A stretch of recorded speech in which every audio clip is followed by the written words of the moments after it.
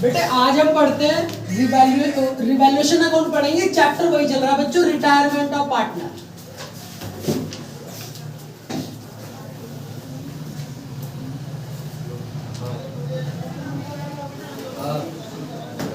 ठीक है, अगर हम बात करें तो पार्ट 3 है ये, यानी तीसरा लेक्चर है ये। ठीक है, रिवैल्यूएशन अकाउंट पिछले प्रीवियस दो लेक्चर में हम पढ़ चुके हैं बेटे।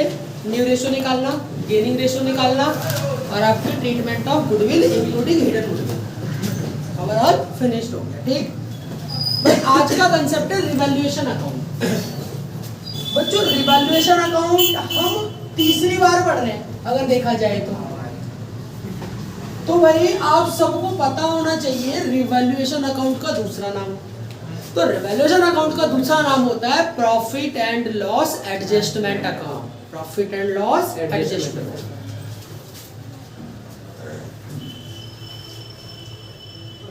Profit and loss adjustment account. और भाई आप सभी को आपने पढ़ रखा है तो बेसिक नॉलेज नहीं होनी चाहिए इसका नेचर क्या है। तो भाई इसका नेचर नॉमिनल होता है, ये भी बिल्कुल सही बताया आपने। नॉमिनल अकाउंट होता है, वह सभी अकाउंट नॉमिनल नेचर के होते हैं जो प्रॉफिट एंड लॉस बताते हैं। क्लियर? तो इसका भी नेचर क्या है बेटे? नॉमिनल। ठीक है, इसका दूसरा नाम पर चले गया, इसका नेचर पर चले गया। ये बनता कब है? ये तब बनता है जब रिकॉन्स्टिट्यूशन हो रहा हो। रिकॉन्स्टिट्यूशन मींस अकाउंटिंग नए सिरे से हो रही हो, लाइक है change in profit sharing ratio, admission of a partner. ठीक है, रिटायरमेंट ऑफ पार्टनर पढ़ी रहे, इसके आगे पढ़ेंगे डेथ ऑफ अ पार्टनर, जहां पर अकाउंटिंग नए सिरे से हो रही है तब बनेगा। क्लियर? तो हमने यहाँ पर एक नंबर है कई क्वेश्चन पढ़ लिए। Revaluation account, other name of revaluation account, nature of revaluation account. ठीक है, कब बनता है रिवैल्यूएशन अकाउंट। अब इसकी डेफिनेशन में लिखते हैं कैसे बनाया जाता है। ठीक है, तो भाई जो मैंने आपको बताया वही डेफिनेशन है, हालांकि कुछ है नहीं ऐसी खास, but this is account, this account लिख भाई, this account prepare at the time of reconstitution of partnership firm,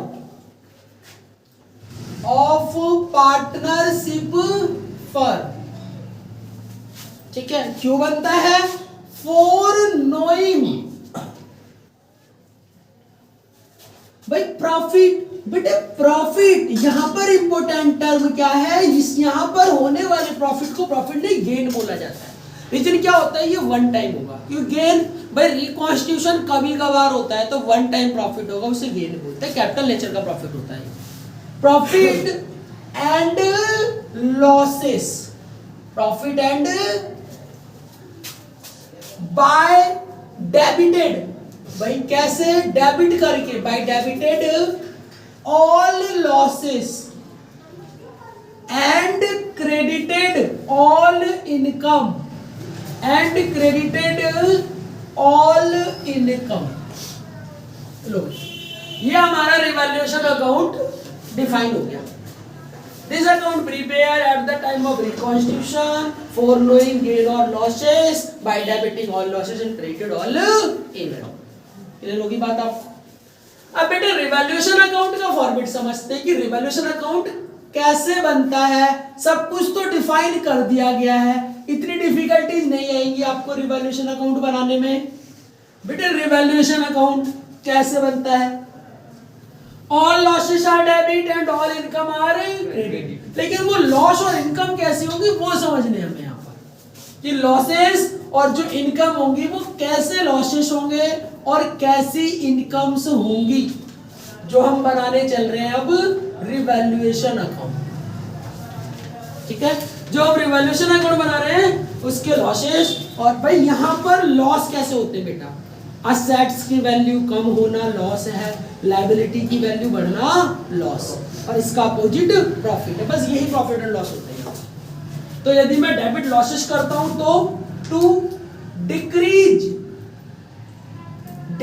in assets, assets कम होना लॉस है, to increase in liability, liability का बढ़ना लॉस है, इसका अपोजिट प्रॉफिट है।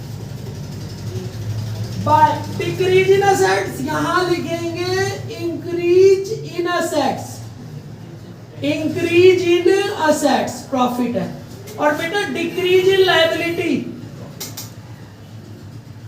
डिक्रीज इन लायबिलिटी, और भाई टोटलिंग कर दोगे, यदि हमारा प्रॉफिट ज्यादा होगा तो हमें गेन आएगा, to gain on revaluation, gain on revaluation balancing figure से, और यदि लॉसेस ज्यादा होंगे तो by loss on revaluation balancing figures. अब भाई ये जो प्रॉफिट और लॉस हमें आया ना, गेन और लॉस, इसका ट्रीटमेंट समझते हैं। जर्नल एंट्री क्या होती है, इसकी अकाउंटिंग ट्रीटमेंट कैसे होगी, जर्नल एंट्री कैसे होगी।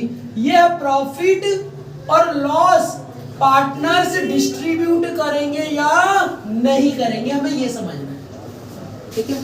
तो number first, in case of gain, यदि गेन हुआ है तो आइए देखते हैं वो डिस्ट्रीब्यूट करेंगे या नहीं करेंगे।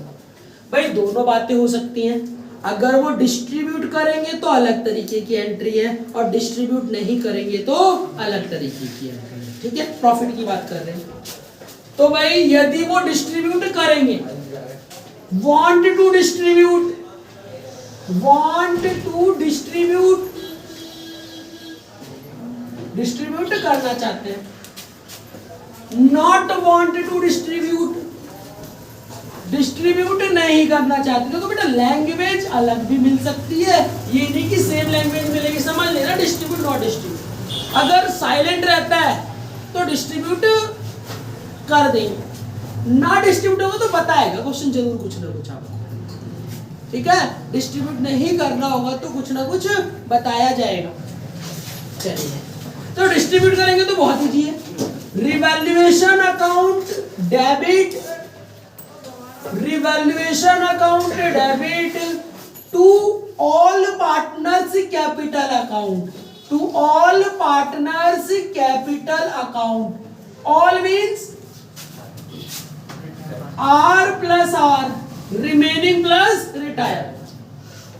जब डिस्ट्रीब्यूट नहीं करना चाहते तो बहुत ईजी है बेटा, gaining partner debit, gaining partner debit to sacrificing partner, ठीक है बेटे। हमें ही समझना है कि डेबिट क्यों हुआ है, मेन काम ये। देखो भाई रिवैल्यूएशन अकाउंट में प्रॉफिट हुआ तो अकाउंट का बैलेंस कैसा रहा होगा, क्रेडिट रहा होगा। भाई ये ज्यादा है तभी तो प्रॉफिट आ रहा है, तो हमने वहां से पैसे निकाले तो रिवैल्यूएशन अकाउंट डेबिट हो गया, और वो प्रॉफिट किसे दे रहे हैं, पार्टनर को। जब पार्टनर को प्रॉफिट दे रहे हो कैपिटल क्या हो रही है, प्लस, तो कैपिटल क्रेडिट हो गई।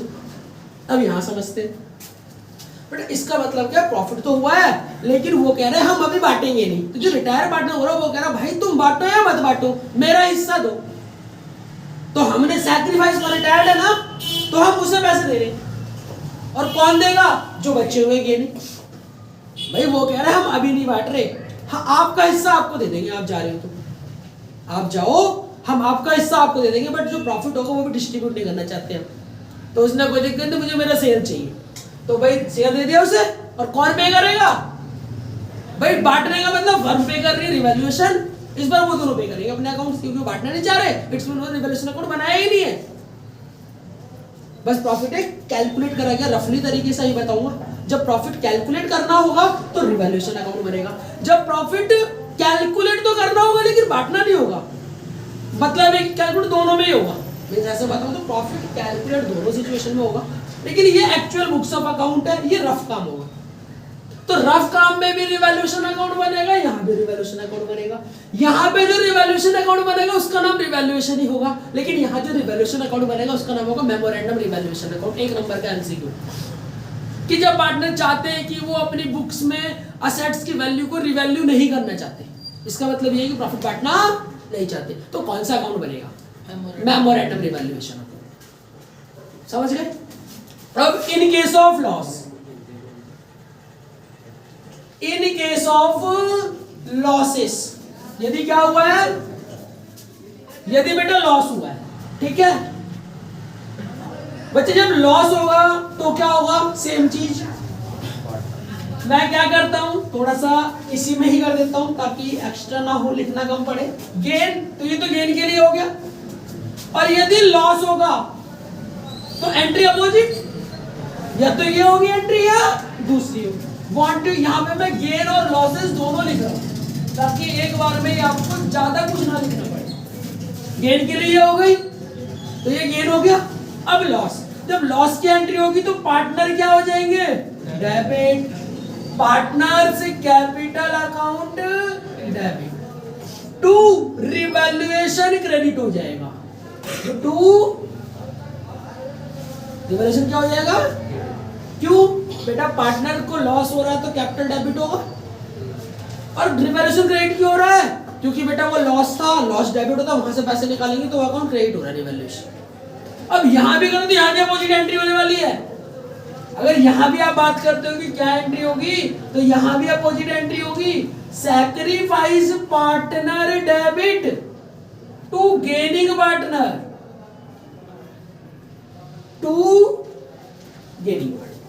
अब यहां ऐसा क्यों हुआ भाई? फर्म को लॉस हो रहा है ना, तो वो पार्टनर नहीं चाहते, यानी आज वो कैलकुलेट नहीं कर रहे according to systematic way, books of account. उसने लॉस निकाल लिया तो पार्टनर कहेगा भाई पैसे देके जाओ, रिटायर हो रहे हो तो कर दो अकाउंट डेबिट, और वो कौन लेंगे पैसे? ये दोनों ले लें, बाद में एडजस्ट कर लेंगे जब ये डिस्ट्रीब्यूट करना चाहेंगे अकॉर्डिंग टू प्रॉपर वे में।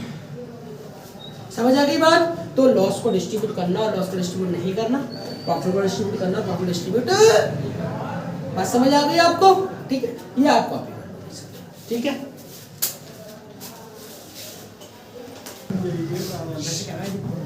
भाई आवाज नहीं बेटा। क्वेश्चन नंबर 25 है अकॉर्डिंग टू न्यू बुक। बेटा ये ओल्ड बुक में नहीं है, 25 क्वेश्चन, ठीक है।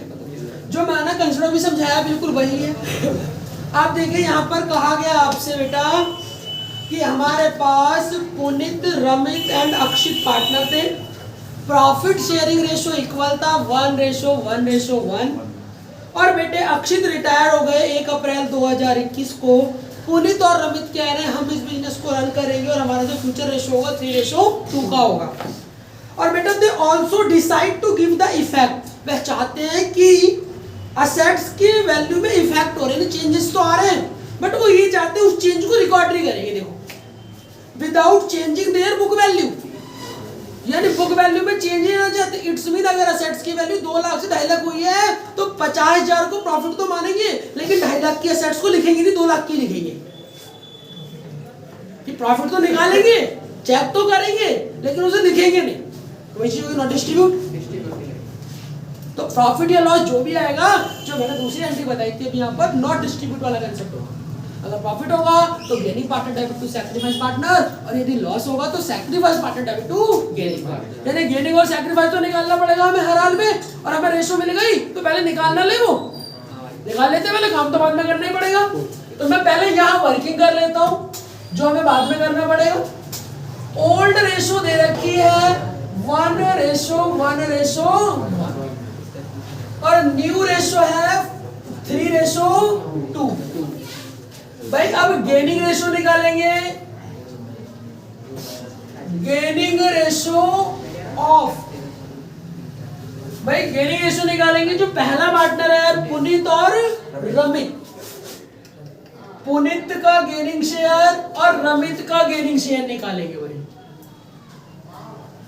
भाई पुनीत का जो पुराना शेयर था वो था बेटे नया शेयर था 3/5, माइनस कर देंगे 1/3, सॉल्व करके आ गया बेटा 5 3 जा 15 और 3 3 जा 9 -5 4/15 इसका गेनिंग शेयर आ गया।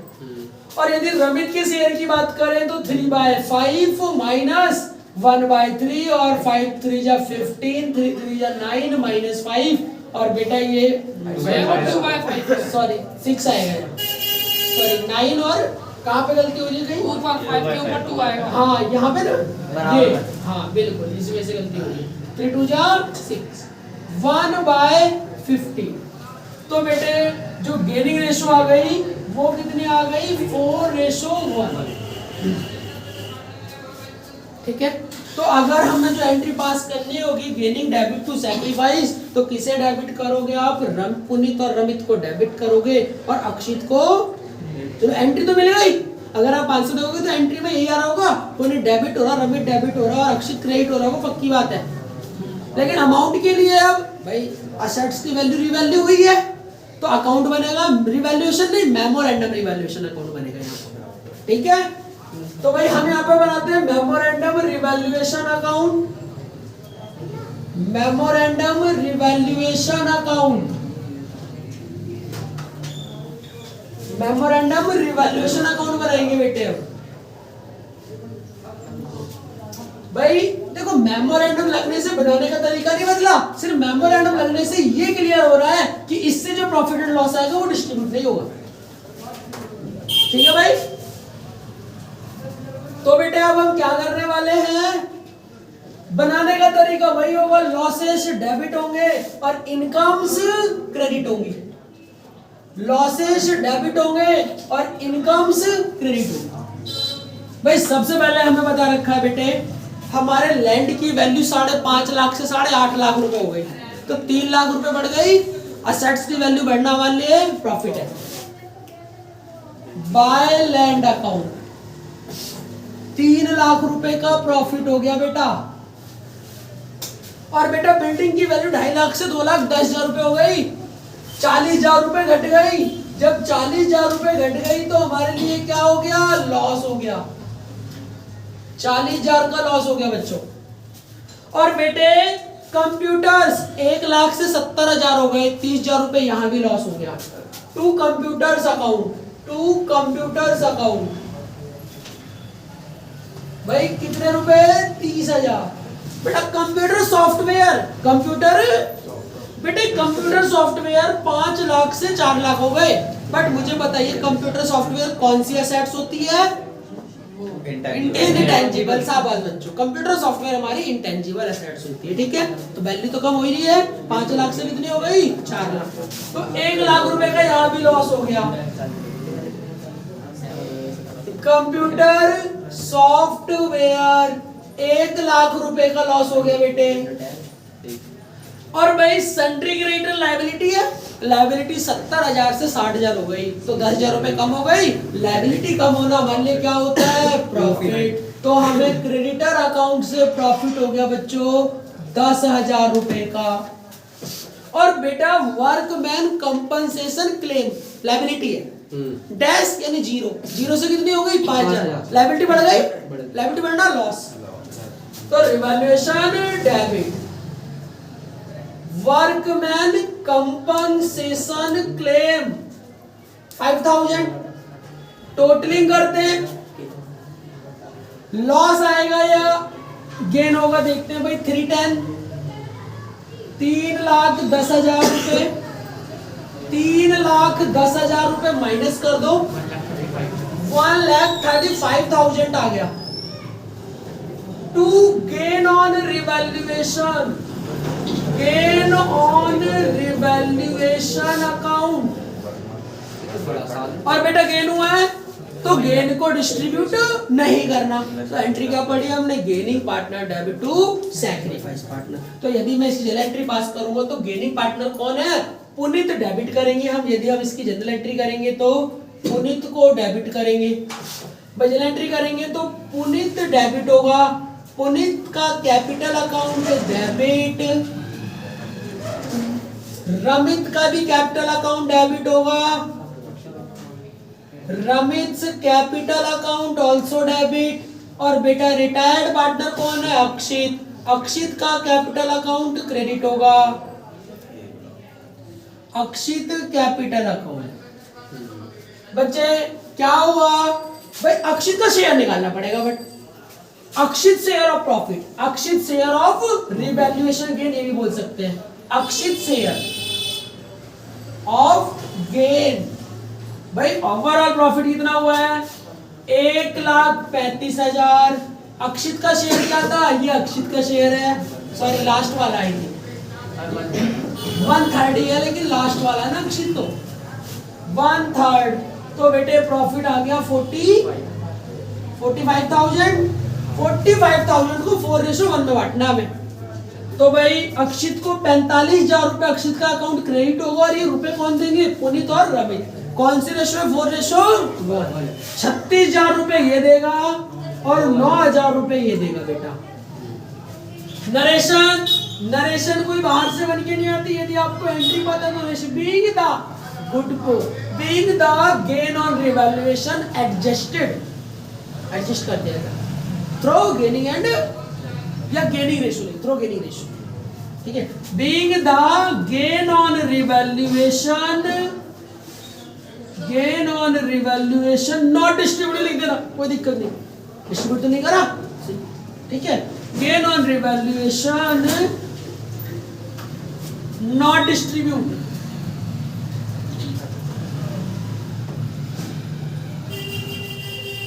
लो बेटे रिवैल्यूएशन अकाउंट, इससे पहले जो 2 क्वेश्चन है बेटे वो बहुत इजी है, उसमें ऐसा कुछ भी कंसेप्ट नहीं है, ठीक है। उसमें क्या होना, ओनली रिवैल्यूएशन का प्रॉफिट आया और बांट दो, आया और बांट दो। ये ना बांटने वाला तो इस नया क्वेश्चन आया 21 के एडिशन, तो ये बहुत ज्यादा इंपॉर्टेंट, ठीक है बच्चों, समझ गए।